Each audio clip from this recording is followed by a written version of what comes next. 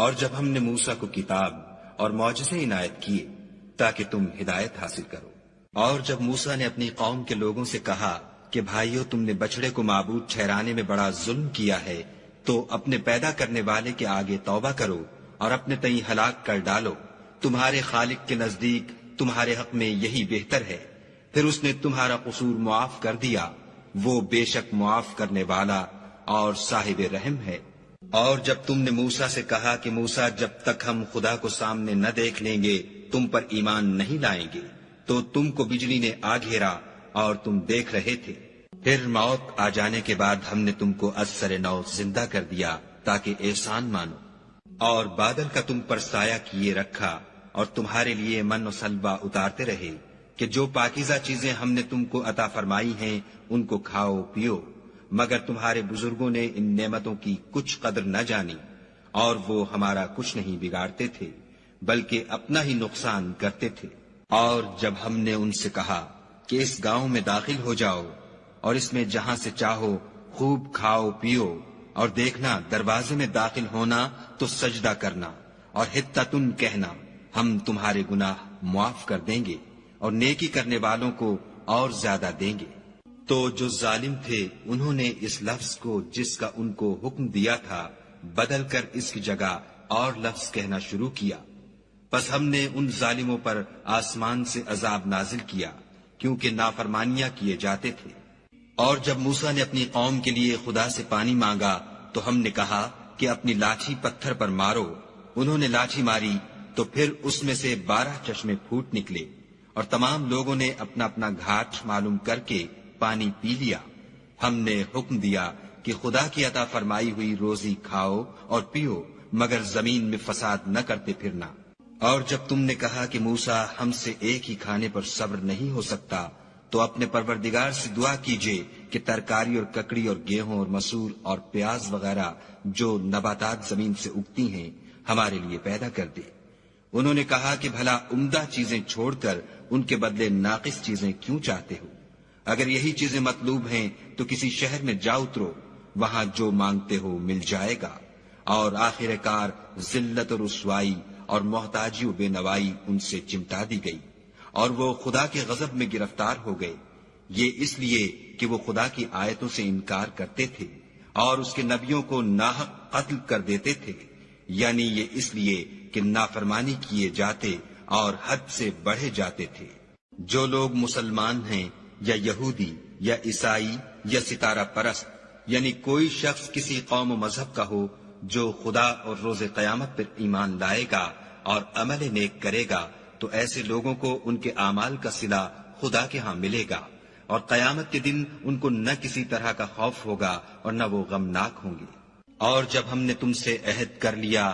اور کوہ طور کو تم پر اٹھا کھڑا کیا اور حکم دیا کہ جو کتاب ہم نے تم کو دی ہے اس کو زور سے پکڑے رہو، اور جو اس میں لکھا ہے اسے یاد رکھو تاکہ عذاب سے محفوظ رہو، تو تم اس کے بعد عہد سے پھر گئے، اور اگر تم پر خدا کا فضل اور اس کی مہربانی نہ ہوتی تو تم خسارے میں پڑ گئے ہوتے۔ اور تم ان لوگوں کو خوب جانتے ہو جو تم میں سے ہفتے کے دن مچھلی کا شکار کرنے میں حد سے تجاوز کر گئے تھے، تو ہم نے ان سے کہا کہ ذلیل و خوار بندر ہو جاؤ، اور اس قصے کو اس وقت کے لوگوں کے لیے اور جو ان کے بعد آنے والے تھے عبرت اور پرہیزگاروں کے لیے نصیحت بنا دیا۔ اور جب موسیٰ نے اپنی قوم کے لوگوں سے کہا کہ خدا تم کو حکم دیتا ہے کہ ایک بیل ذبح کرو، وہ بولے، کیا تم ہم سے ہنسی کرتے ہو؟ موسیٰ نے کہا کہ میں خدا کی پناہ مانگتا ہوں کہ نادان بنوں۔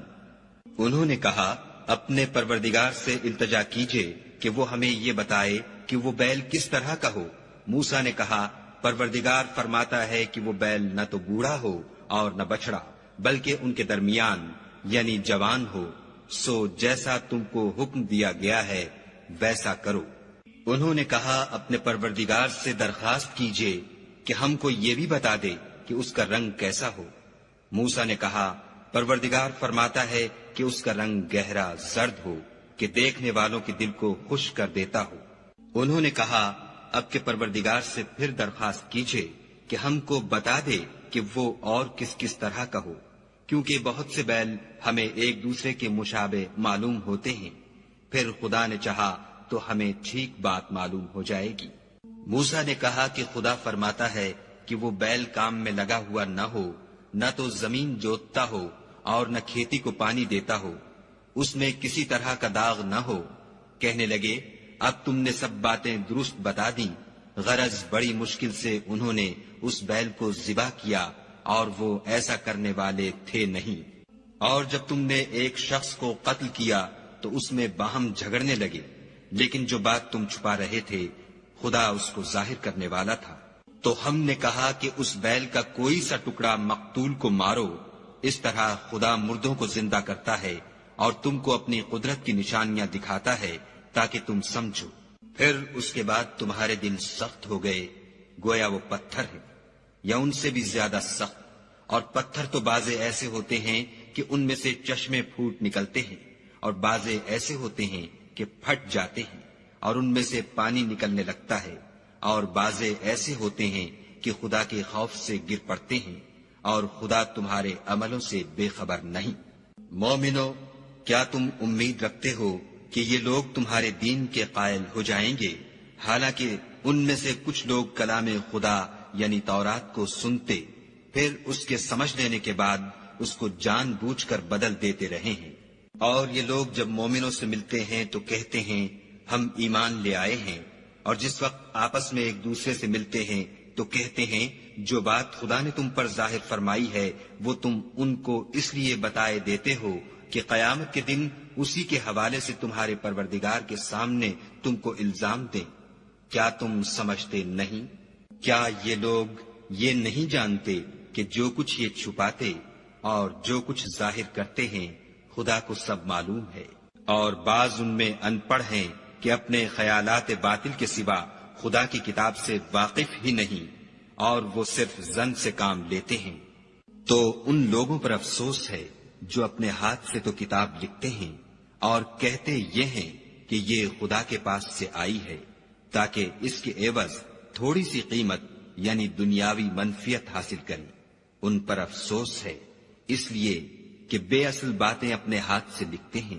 اور پھر ان پر افسوس ہے اس لیے کہ ایسے کام کرتے ہیں۔ اور کہتے ہیں کہ دوزخ کی آگ ہمیں چند روز کے سوا چھو ہی نہیں سکے گی۔ ان سے پوچھو کیا تم نے خدا سے اقرار لے رکھا ہے کہ خدا اپنے اقرار کے خلاف نہیں کرے گا؟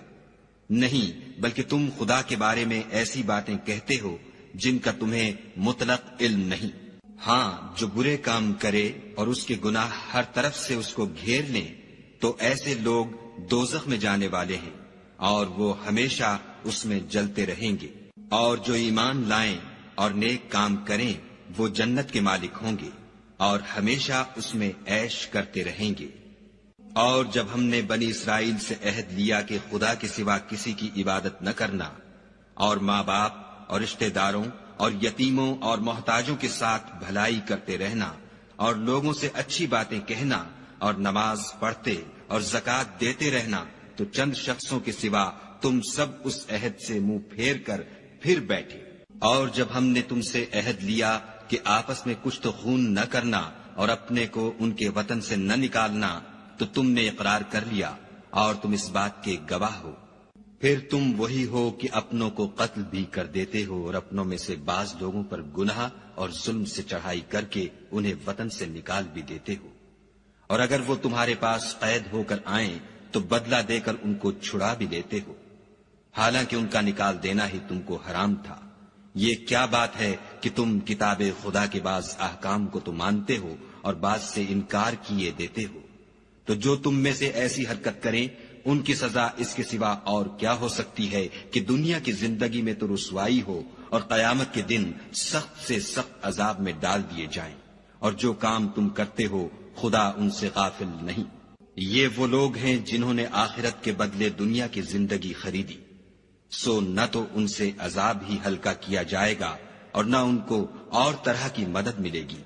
اور ہم نے موسیٰ کو کتاب عنایت کی اور ان کے پیچھے یکے بعد دیگرے پیغمبر بھیجتے رہے، اور عیسیٰ ابن مریم کو کھلے نشانات بخشے، اور روح القدس یعنی جبرائیل سے ان کو مدد دی۔